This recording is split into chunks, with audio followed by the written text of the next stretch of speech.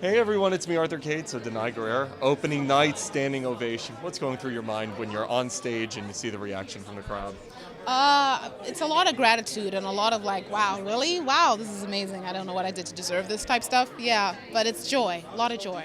I saw the show last night. One of the things I love, this is serious subject matter, but you put some humor in there and I love it.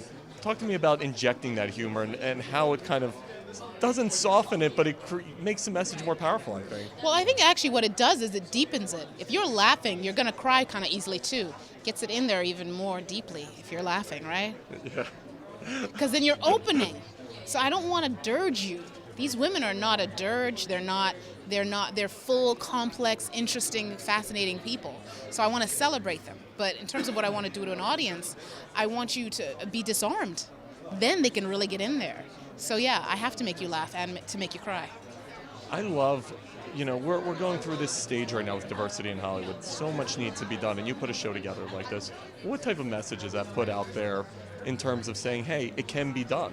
Well, why would it not be able to be done? Like, the idea that it couldn't be done is irrational. But the problem is we have been dealing with barriers that cause it to be a new thing to see.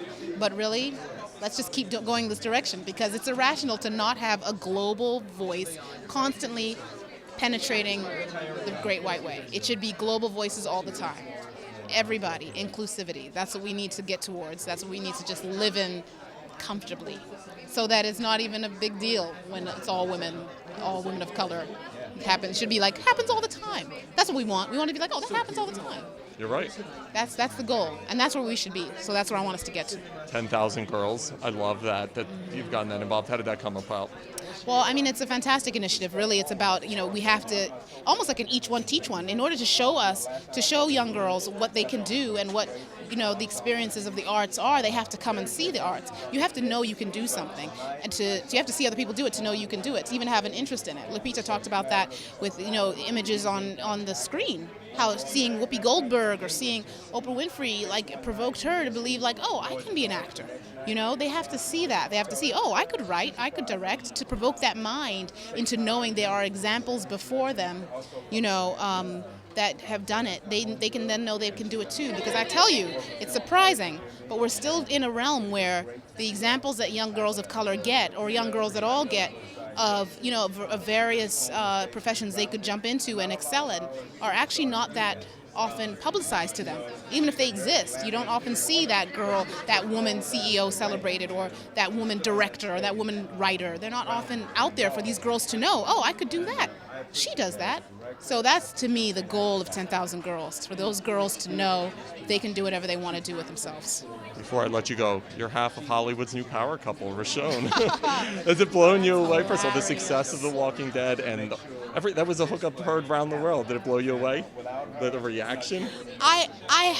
Because we shot that a few months ago, I was sort of like, I knew it was going to have a response, because no matter where I went, I was asked why that hadn't happened yet. And I tell you, it was the hardest spoiler to keep, because I wanted people to get off my back.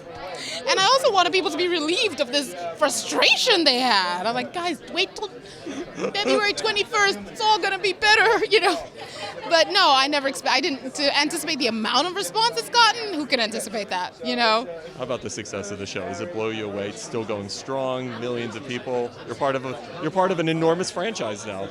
Well, listen, what I do know is I'm part of a family, and that to me is so special. It's not every day that you get to be a part of something where you love the people you work with so much that you can actually, you miss them. You work with them 7 months of the year in the trenches, in the woods of Georgia, getting tick bites and heat stroke, and you go away from each other and you're like, I miss you guys, and you truly, truly do. Tova Felci was here tonight. She's an amazing cast member I love dearly, who supports me so much. I mean, we're family, and a lot of my other cast members came and saw this at the Public. I mean, it's amazing, and that to me is, my boss is an amazing leader, lead actor Andrew Lincoln, amazing man. So it's like, I feel like I'm just really blessed, and I feel like I'm in the best artistic communities I could ever be in.